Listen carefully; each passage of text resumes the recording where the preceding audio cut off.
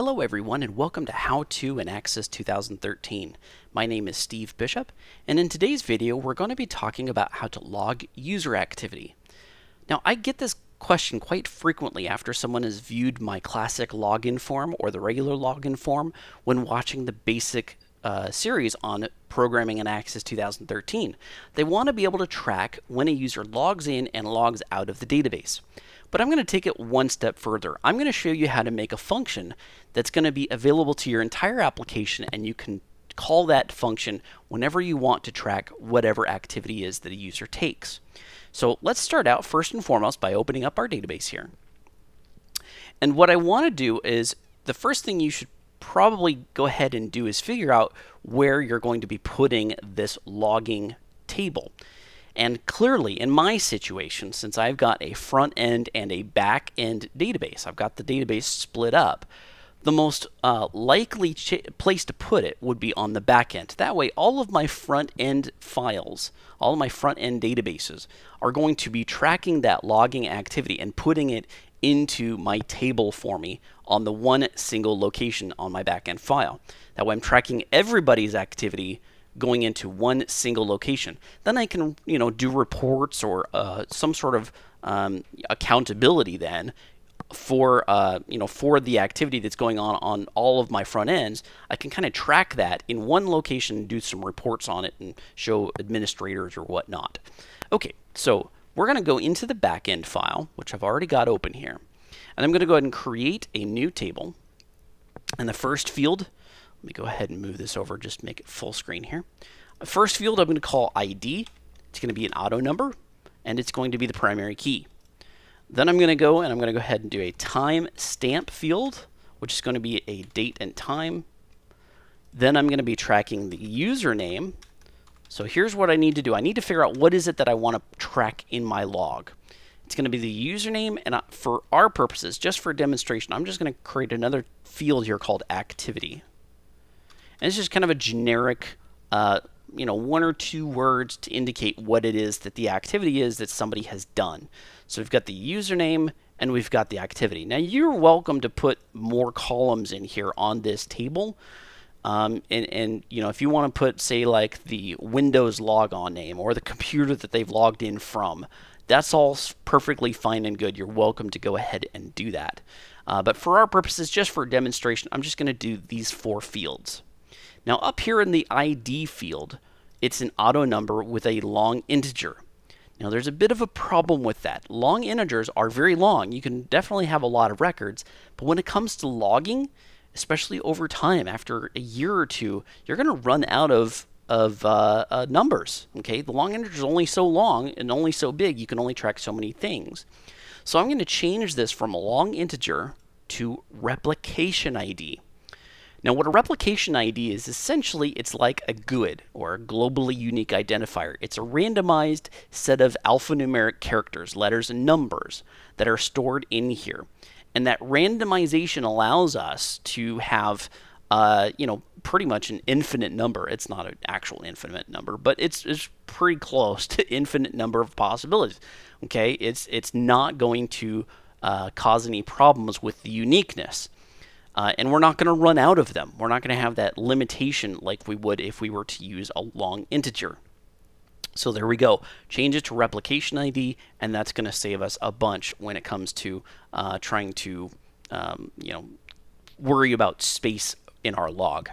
Now the timestamp, I'm going to go ahead and go to the default value and put in the value of now.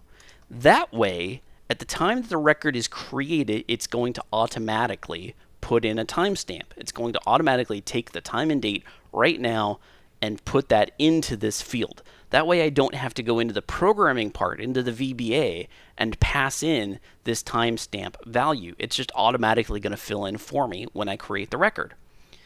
Now, username is just going to be short text. I'm fine with field size of 255. It doesn't really matter. Activity is, again, just 255. Not a big deal. Just going to be one or two words that go into these two fields. Okay, so let's go ahead and save that. I'm going to call this table 9 activity log. And I'm going to go and close it. Now we need to go to the front end and we need to link to it. Okay, we need to add it to these tables that we've linked up with. So I'm going to go to external data, go to access. I'm going to link to the data source. Okay, I'm linking. I don't want to import it. I don't want to make a local copy. I want to link to it. And I'm going to go to, remember, you want to go to the network path. So that's Steve's-PC. And in here we've got the database folder. It's a shared folder on my Steve's PC computer. There's my back end file that I have that table, that new table's in. So make sure you're going to the full network path, not a local file, but a network path to the file. Okay, so we're linked to it. Let's go ahead and click OK. It's asking me for password because I have it password protected. My back end, again, is password protected. That's a very important step to take if you're going to split up your database. Okay, so table 9 activity log is the table I'm linking to. And now we have it available to us here in our linked tables. There we go. And there's my timestamp. You can see when I want to create a new record, it's going to go ahead and automatically fill in the date and time for me. So let's just do this. I'm going to just put in here, oops, fake login here. Okay, and you'll see that this ID field gets filled in with a randomized set of characters here. And that is what a globally unique identifier looks like. For Access, they call it a replication ID. And you can see that randomization really helps us because we're not going to run out of these. Okay, it's going to take a long time before something like this could run out. Like we had the problem if we were to use the long integer. Now there is one downside to using this replication ID in that you can't really order it. Okay, so if you wanted to look up and you wanted to see which record was entered in first, you wouldn't be able to do that by this ID field because these are completely random. And for F, the next one could be 2R, and that would come before it, but in fact it's a record that you entered in after, and then you're kind of goofing everything up. But luckily this timestamp field, we can do this sorting of the oldest to newest, and that's something that we could then look at the logs based upon. Okay, so there we go. There's our activity log table. It's completely added and created, and we're good to go with that. Now if you remember, in the introduction to this video, I was going to show you how to make a some sort of function, a subroutine that's going to go ahead and do all the logging for us, and we can call it throughout anywhere in our application. Now it starts by creating a module, and I call my module globals, and I like to do this. This is a module that I like to put anything and everything that I feel I'm going to need throughout the application is going to go into this globals module. So in here I'm going to do a public sub, and I'm going to call it logging. In this logging subroutine, I need to pass it in a couple of parameters.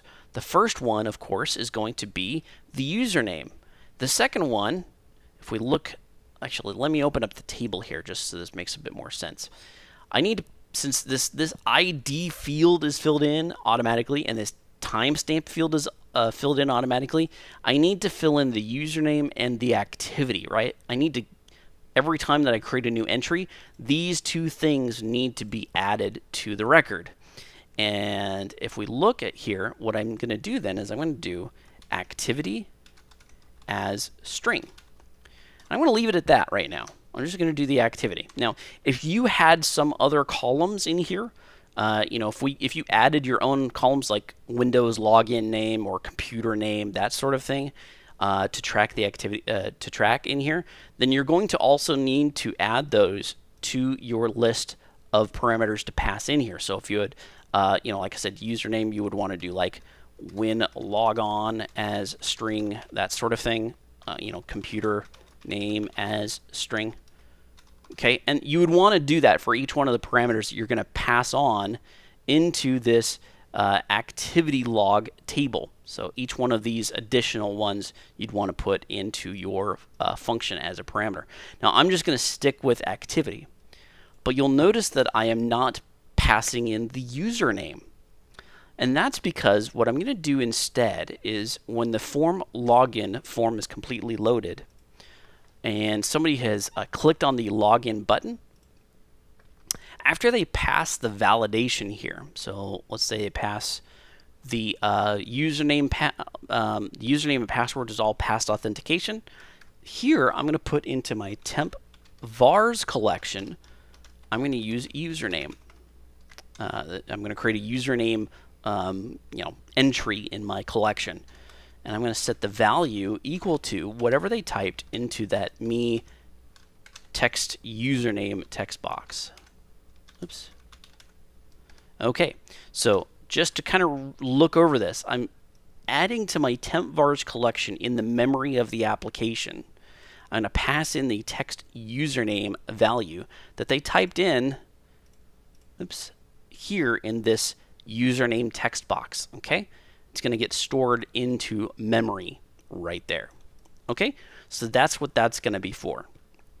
Now what I can do is in my function, let me open up my function here. There we go. I'll go to my globals. There we go. That's what I'm looking for.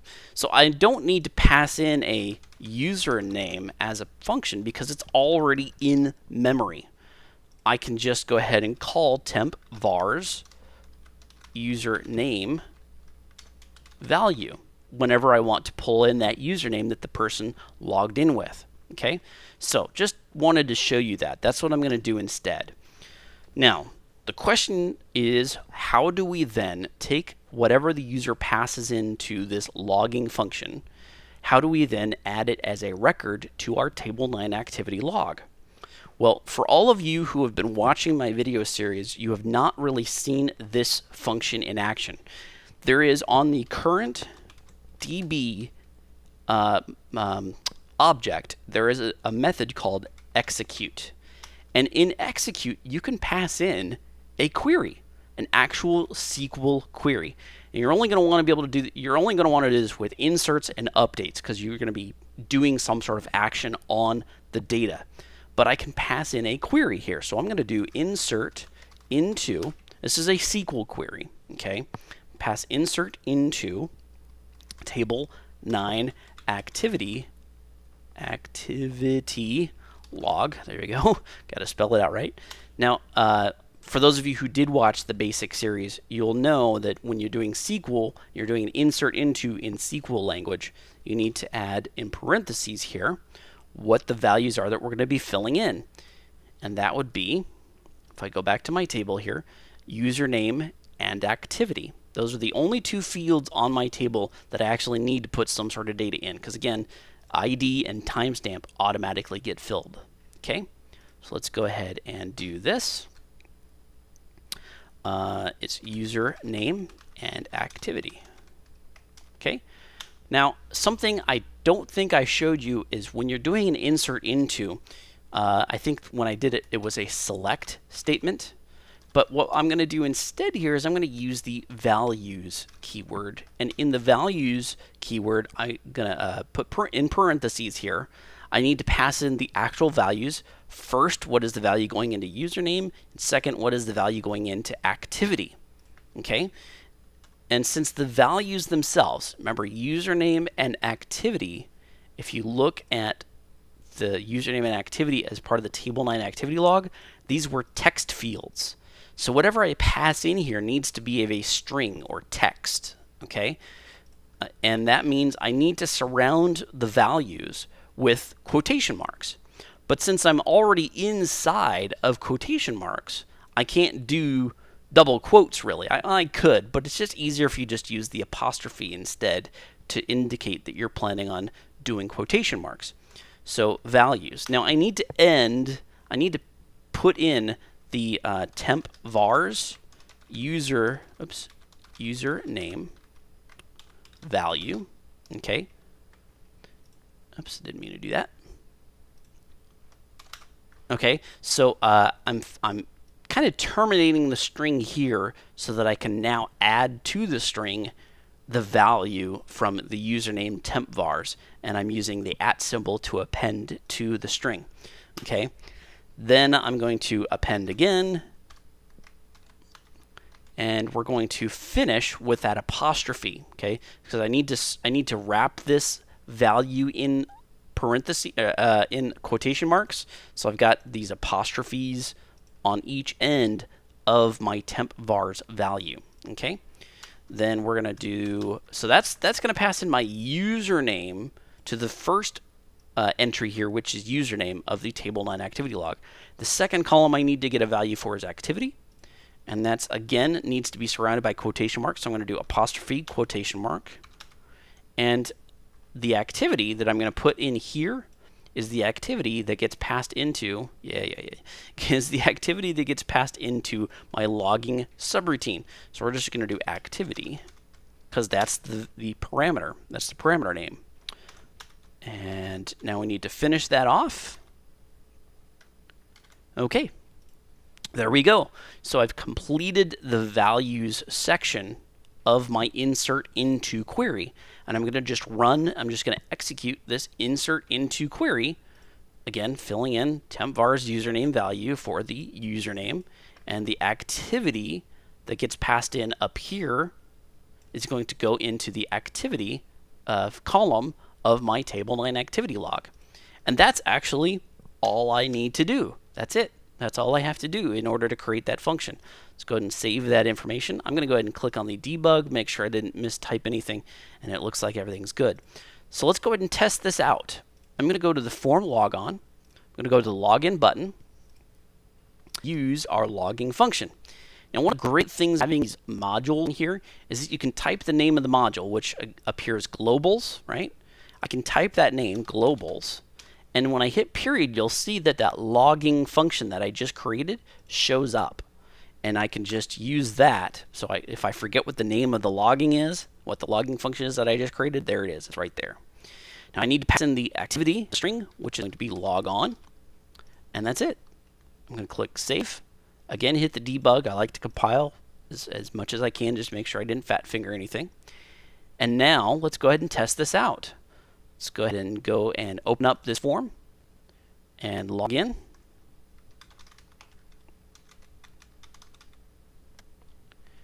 I want to keep the key turned on, and there we go.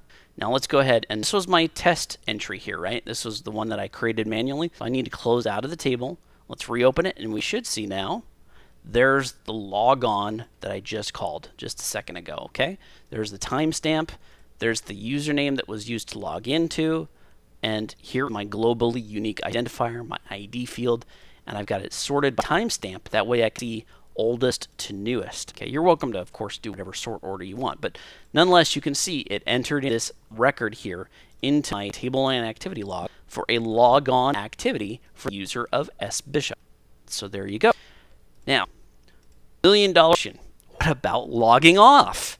A lot of you guys are running into this problem. You understand, you don't know what is this event when something closes out of the database. What if it's triggered?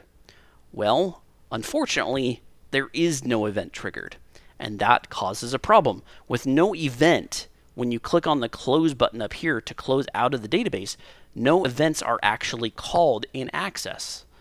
So I'm just opening up the database here again for you guys.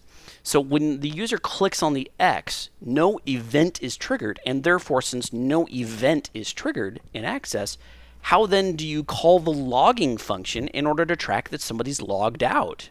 And that is definitely a big problem. I'm kind of surprised that Microsoft developers didn't do anything about this. They actually have one for Outlook and for Word, and I believe there's one for Excel too, that if you click on the X to exit out, there's actually an application quit event that's triggered.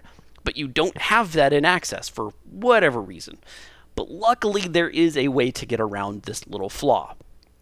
If I go to the login form, and when the user logs in, what normally and typically happens is that, at least in our situation, we opened up the main form and then we went ahead and closed the form that was currently open, the login form.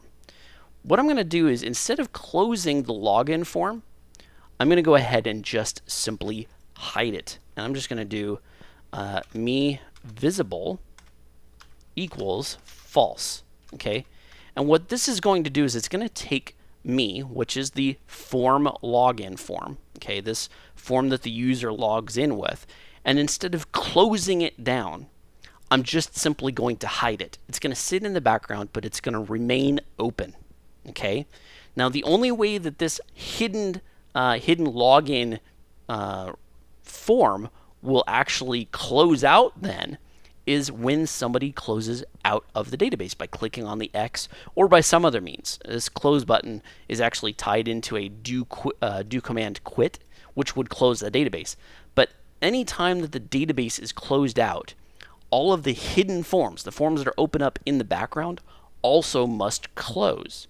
So what we can do is when the form closes, when it actually does close, instead of going hidden, when it actually closes, which I'm going to do is the on unload event.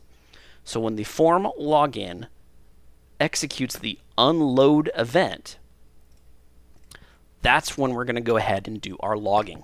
So globals, logging, log off. Okay, so now I hope you understand what's going on here. Instead of closing the login form, we're going to just simply hide it. And when we hide it, that means it's still open for as long as the application is open. When the application closes, one of the things that the application must do is close all of the open forms when they're hidden or open. Okay, whether they're visible or not visible, they got to close it. So when this logon form goes from being just hidden to actually closing, that's when it's going to execute the unload event, and that's when we can go ahead and do the log off logging event. Okay, so there we go. That's what we're going to go ahead and do. I'm going to go ahead and click save, do the debug, make sure I didn't fat finger anything. I'm going to go ahead and log in. Log into my account here. Okay. Yes, I want to keep the bypass key turned on. Okay, so we load it up to the form main. You'll see that the login form is gone. You can't see it, right? It's disappeared. But it's still open. It's just invisible. Now when I close out of the application, it's still going to trigger. It's going to have to close that hidden form. And if we look at the back end, and we're going to open up the activity log here.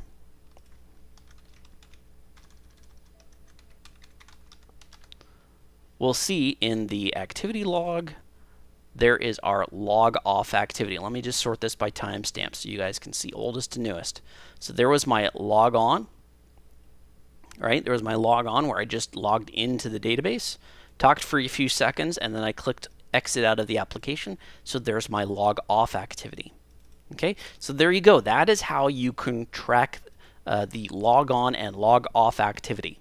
Now it is not completely foolhardy, it's not completely foolproof, I should say, not foolhardy. If somebody goes and goes to Task Manager and exits out of the Access application like this, there's nothing you can do. Unfortunately, they're just shutting down the thread, and there's no way for you to call an event when it's actually being shut down. So unfortunately, that's something that you're going to have to figure out a way around, or whether it's that big of a deal to you. There are ways of getting around that, but well, not really around that, but when the user logs back in, you can check to see if they've been logged in still, if they still have an active login according to the logs, and then you could say, oh well, logged back in. But usually most people don't really care about that so much. It's not that big of a deal. So I'm just going to go ahead and let it sit there the way it is right now. It's kind of one of those things that sucks, but when your users have that kind of ability to just close out of applications like that without actually closing out of the application, they can just shut down the thread. Unfortunately, it has that unintended side effects. Okay, so one of the other things that I pointed out about this function, this logging function, is that you could use it anywhere in your application. So what I'm going to go ahead and do is I'm going to go to the design view of my menu, and let's just say I wanted to track whenever this main form opens up. So I'm going to go to the onload event of the main form, go to the code builder, and sure enough, here we go. Let's do, always got to do option explicit, right? Always want to do that. Okay, so when the form loads, we're just going to do globals, logging, activity is main menu, or if you want to do main menu opened, something like that. Whatever you want to do, whatever you want to track as the activity, you're more than welcome to go ahead and do that. So that's what I would do for the main menu logon. Let's go ahead and save that. And let me just make sure one thing, because I kind of goofed this up a little bit earlier when I was trying to work this all out. I just want to make sure that my visible goes first And then, okay, so the login activity, yep, this is what I wanted to do. I wanted to move this up here because I want to track that the log on event happens before they open up the main the main form here. Because if I'm going to be tracking the main form and when it opens, I kind of want to make sure that the logging has happened first before the logging for the main open has happened next. And the way I kind of had that there, and just an exercise in some of the things that you'll run into. The way I had it here, it would open up the form main, and it would log then that the main form had been opened, and then it would log that I'd logged in. Well, so the events were kind of reversed in the way that they were being tracked in logging. So I need to move this up here so that it happens before the main the form opens up. Let's go ahead and save that, debug it. And just for clarity here, I'm going to do this. I'm going to go into my activity log. I'm going to delete everything. Okay, so we start with a clean log. Let's go ahead and save that. Close that out. And now let's go ahead and close the main. Open up the login. I'm going to log in here. Okay, so there's the login event. Oops. Helps if I type the right password in, right? Okay, I want to keep the bypass key on, and I logged into the form main. You can see the logon form. Even when I close the main form, the logon form is gone. It's hidden in the background. I can't see it. Now when I exit out of the application, and now if I open it back up, let's take a look at the log. And there should be 3 activities. There we go. We logged on. We opened the main menu, and then we logged off. So there you go. That is how you can do a logging of activity for your users who are using that front-end database. If you have any questions, please feel free to drop them in the comments below. I hope you guys like, favorite, and subscribe to this video. It really helps me out, and I appreciate the community for all of the input you guys have given, and for great suggestions on videos to do just like this one.